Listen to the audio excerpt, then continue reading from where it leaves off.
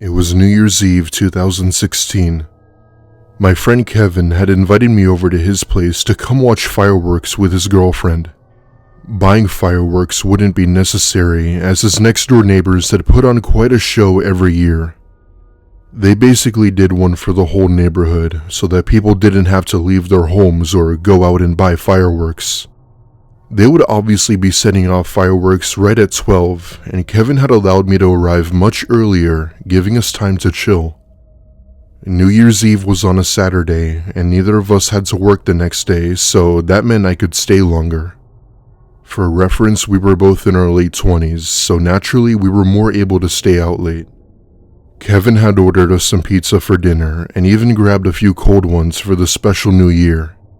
I hadn't seen Kevin nor his girlfriend in a while, primarily due to work, so we all wanted to make this night special for the three of us. We all sat down in the living room waiting for the ball drop, which was also when the neighbors would start their fireworks. We still had a good 2 hours before the new year, and that's when Kevin said he was gonna go buy some more beers at the gas station since we didn't have enough. His girlfriend and I stayed at the house while he was out. At one point, I'm in the living room and his girlfriend is out back talking on the phone with someone. I found myself watching TV when I hear what sounded like a door shut from upstairs. This was weird, as Kevin had mentioned it would only be the three of us at his house tonight. I look at his girlfriend, but she didn't appear to hear it as she was still on the phone. The minute she got off the phone, I go up to her and ask if she heard a door close from upstairs. She replied with a no, and that it was likely the wind, as she had apparently left a window open up there earlier. That seemed to have explained it, and I went back to the living room before Kevin had come back with the remaining beers. By this point, we only had about an hour left, and we used that time to play Uno, a game both of them played every New Year's Eve as a sort of tradition.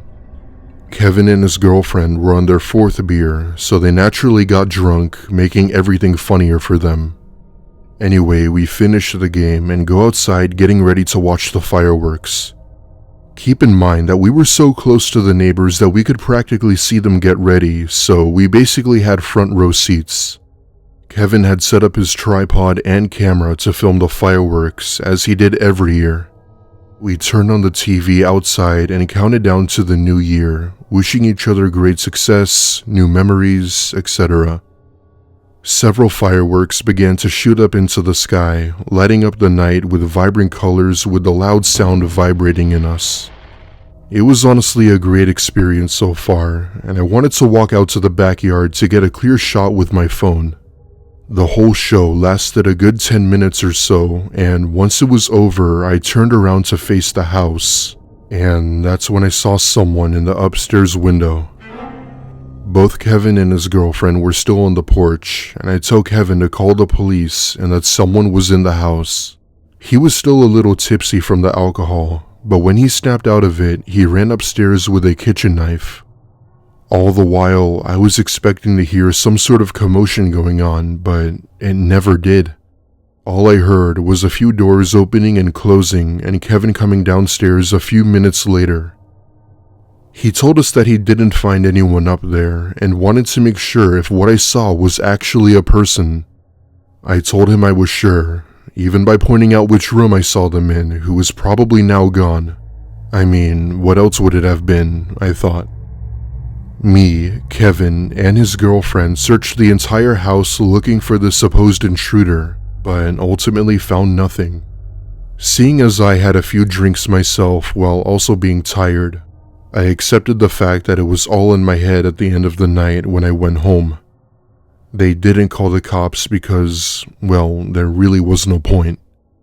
Days went by and I went on with life as usual, and I began to sort of forget about the whole thing. That was until a week later, where I received a phone call at 1 a.m. from Kevin. I was nearly half asleep at that point, but he said that he was sorry for not believing me about the person I saw on New Year's. Turns out, Kevin had gotten home from work early and caught a homeless man drinking a milk carton from his fridge. The person I saw in the window that night was him. There's really no point in explaining what directly happened after that, but let's just say Kevin took it into his own hands. The man simply admitted to sneaking into his house a day after Christmas through his garage door. His reason being because of the cold outside and wanted to find warmth. For context, we live in Wisconsin, meaning we have some of the coldest winters in the US.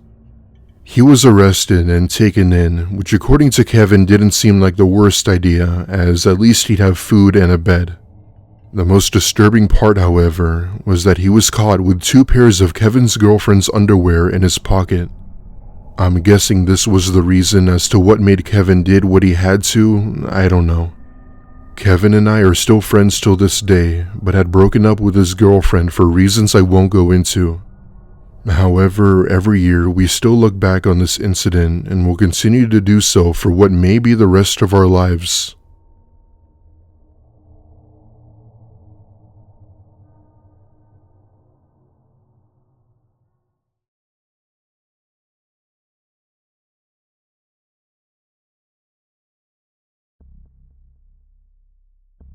I work late nights as a security guard for a gated community in Tampa, Florida.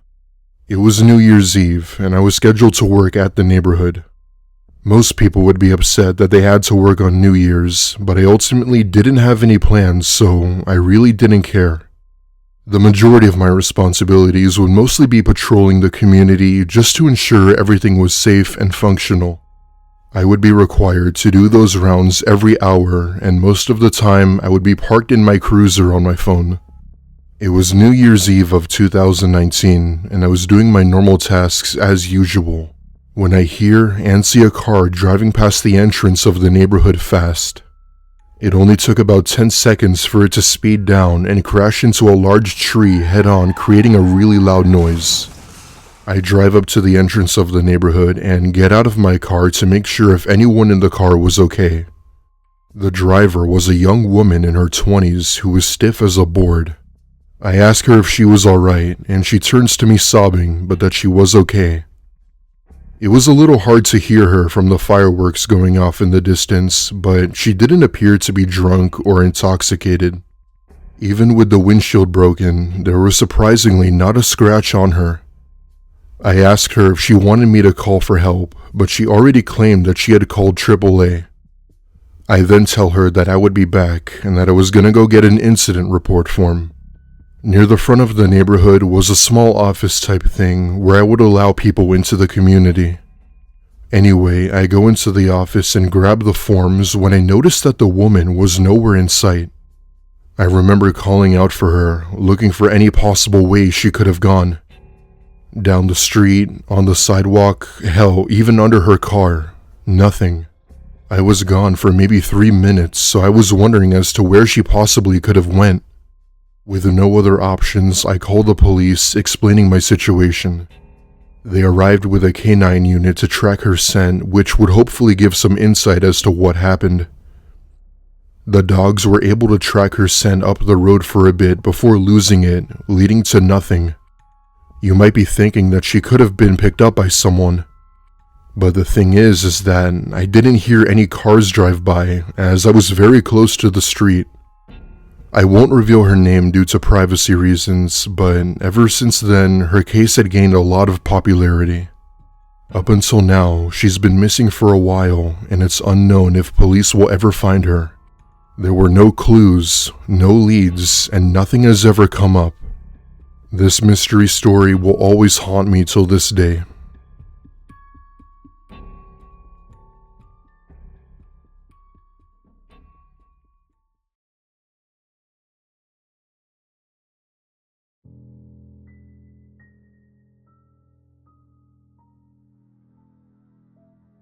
This happened on New Year's Eve of 2020, when the world had just started to get used to COVID. My 2 children, Sean and Jason, are both 8, with Jason turning 9 in February. A week before New Year's, my family had been invited up to my brother's beach house in Maine. He lived with his wife Cheryl, and because we hadn't seen each other in years, they invited us to stay with them for a few days. My brother would be hosting this huge fireworks show on his beach that would really bring out the New Year's energy. He would go all out for both New Year's and the 4th of July, so when he told us he was putting on a show, we were ready. He had built this homemade automatic firework launcher that could launch several at a time. It's similar to those you'd see at main events and festivals and stuff. Mind you, the beach was owned by private residents who lived on the beach, so we could pretty much do whatever we wanted. Our first day there, which was the day of New Year's Eve, we got ready by firing up the grill and having our own family barbecue. My kids mainly played at the beach for the majority of the time, doing whatever kid stuff they did. We never really went out too much, and I haven't seen my extended family for years, so we tried to make it last. The time then came around for the fireworks show to begin, with my brother and his wife providing us with chairs and beers for the adults. We had begun to set off the fireworks from the shoreline, with everyone obviously keeping a distance. As I said, my brother was obsessed with New Year's, so he lit off as many as he could, I'd say almost 100.